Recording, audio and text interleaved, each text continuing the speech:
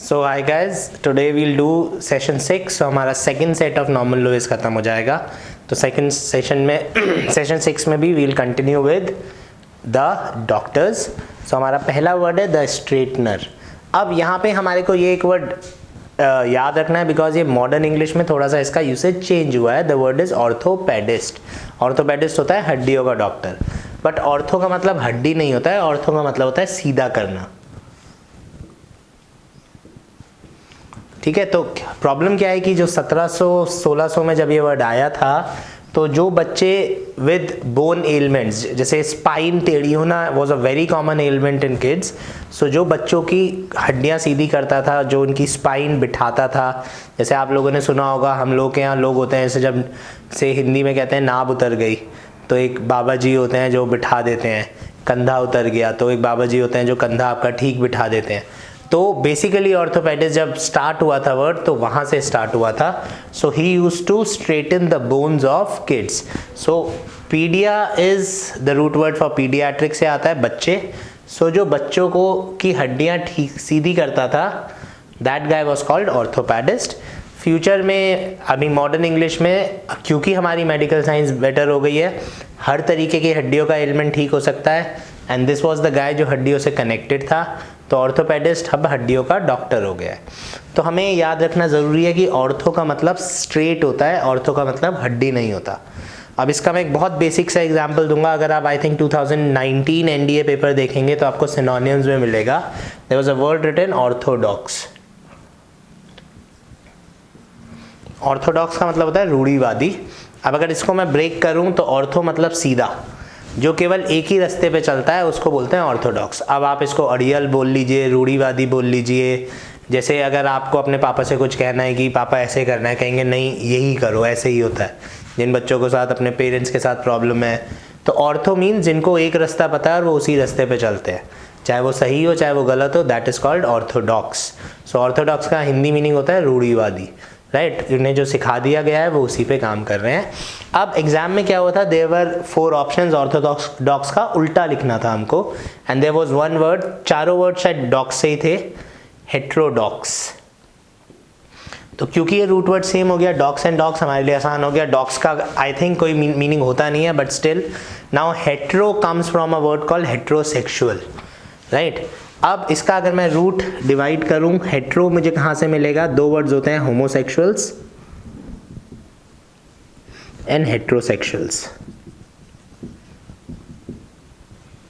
अब next root word आ जाता है हमारा होमो। होमोसेक्सुअल्स कौन होते हैं, गेज, ठीक है। Gays and lesbians are called homosexuals. तो होमो का मीनिंग होता है सेम। होमो आपको बहुत जगह अगेन बहुत कॉमन रूट वर्ड है। होमोफोन्स होता है, होमोनेम्स होता है। होमोफोन्स कौन से वर्ड्स होते हैं, फोन मतलब आवाज और होमो मतलब सेम। तो ऐसे शब्द जो उनकी स्पेलिंग अलग होती है, मीनिंग अलग होता है, लेकिन साउंड सेम होती है, those words are called homophones. तो होमो मीन्स सेम, राइट। और होमो का उल्टा होता है हेट्रोसेक्सुअल्स।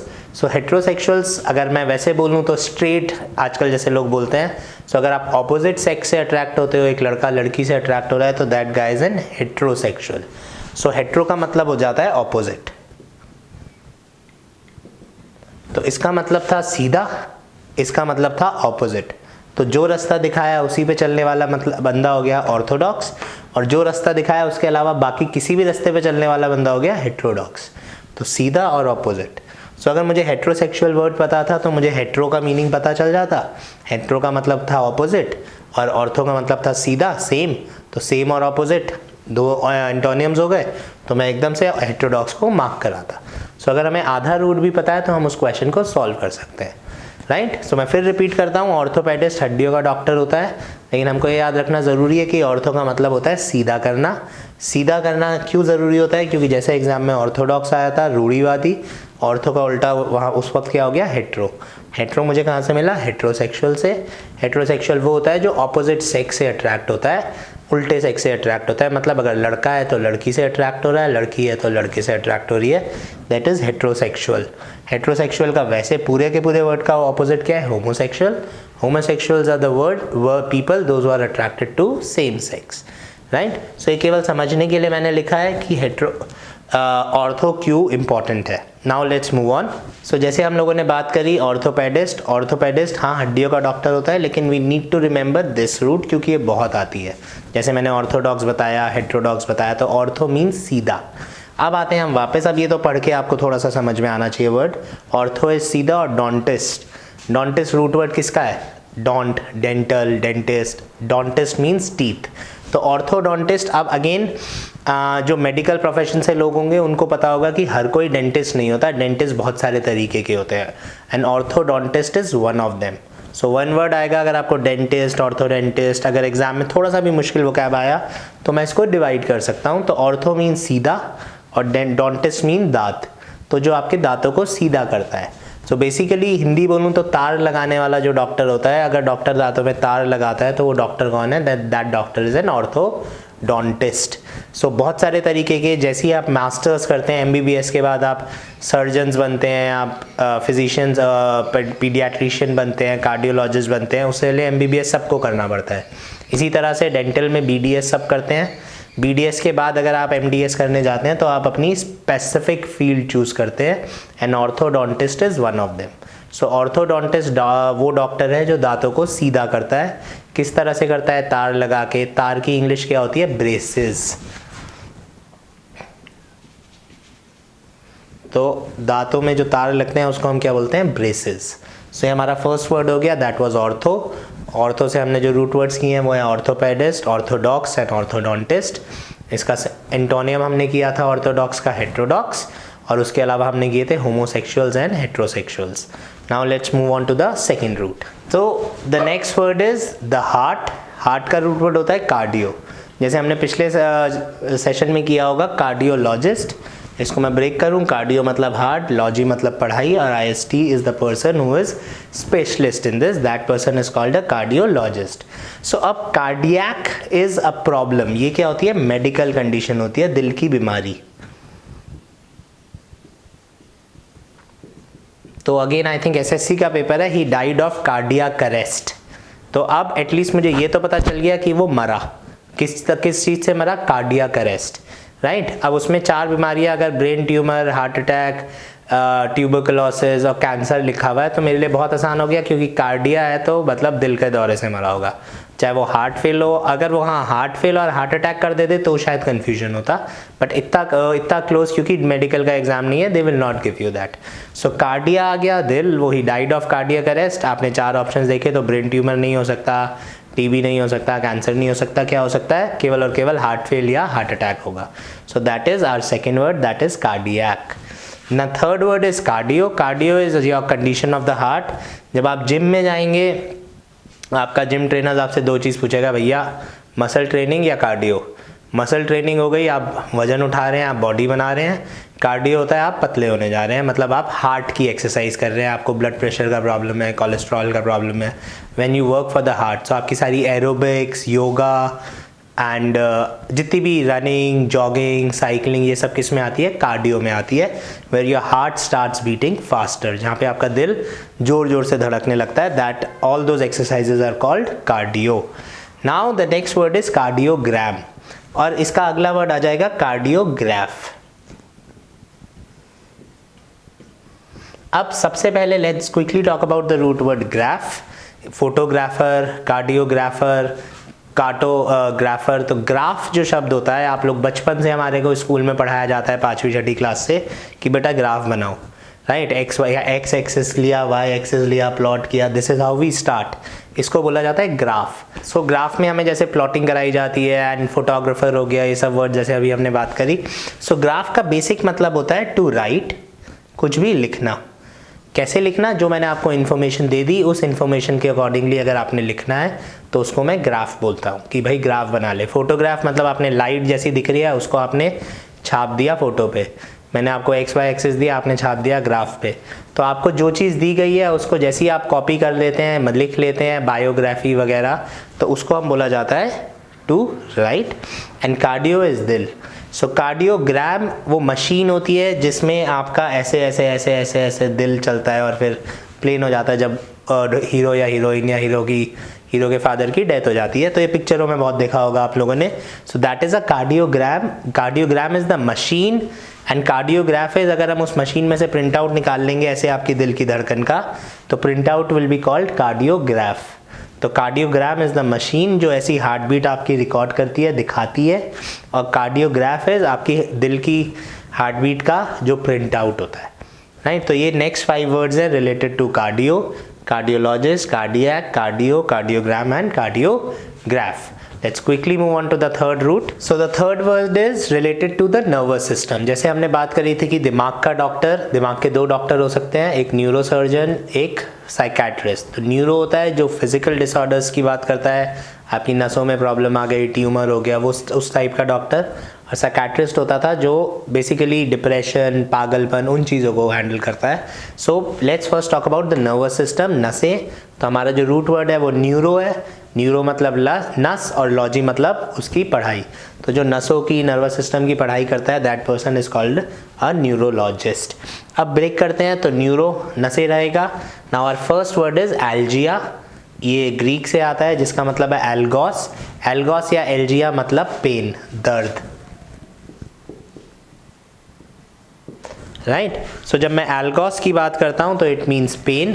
सो जब आपको दर्द हो रहा है, नर्वस सिस्टम में दर्द हो रहा है, स्पाइन में दर्द हो रहा है नसों की वजह से, ठीक है, जैसे कहते हैं ना कमर में दर्द हो रहा है, वो कहता है जी नस दब गई।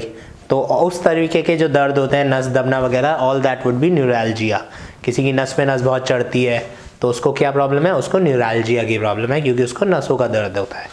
Next word is neuritis. अब आइटिस, अगर आपने ठीक से हमारा पिछला सेशन देखा है, डर्म के साथ हमने किया था, आइटिस का मतलब होता है इन्फ्लेमेशन, किसी भी तरीके का बीमारी, सूजन वगैरह। तो neuritis is the problem of the nerves. जब हम न्यूराइटिस की बात करते हैं तो inflammation of the nerves, that is neuritis. तो न्यूराइटिस, आइटिस इज इन्फ्लेमेशन या एलर्जी, कुछ भी बोल सकते हैं। इन्फ्लेमेशन का मतलब हो गया नसों में सूजन आ गई और ये सब, ठीक है। तो डर्मेटाइटिस, स्किन का लाल होना, सूजन आना, न्यूराइटिस नसों का। And the last word is neurosis. Oasis आपने जो ज़्यादा सुना होगा, सोराइसिस सबसे कॉमन बीमारी है, लिवर सोराइसिस या सोराइसिस। ऑइसिस क्या होता है, एबनॉर्मल कंडीशन, एब नॉर्मल कंडीशन। ये लिवर की सबसे कॉमन बीमारी है आजकल, जिसको हम बोलते हैं लिवर एनलार्जमेंट। लिवर एनलार्जमेंट हो गया, कोई ज़्यादा शराब पीता है तो उसे लिवर सोराइसिस हो जाता है।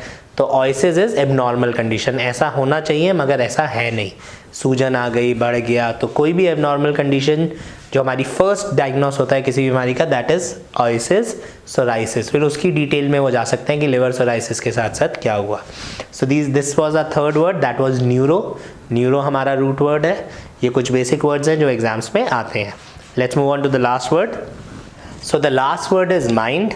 माइंड, न्यूरो वाज नस, माइंड इज साइक, ठीक है। तो जैसे आप लोगों ने हमने बात करी है कि साइको है, साइको किलर बहुत कॉमन वर्ड है जो आपको सीरियल किलर मूवीज़ में मिलता है। तो साइको मतलब पागल या जिसका दिमाग खराब है। सो सबसे पहला वर्ड बात कर लेते हैं साइकोसिस। ऑइसिस जैसे अभी हम लोगों ने बात किया, कोई भी एबनॉर्मल कंडीशन, और साइक हो गया दिमाग।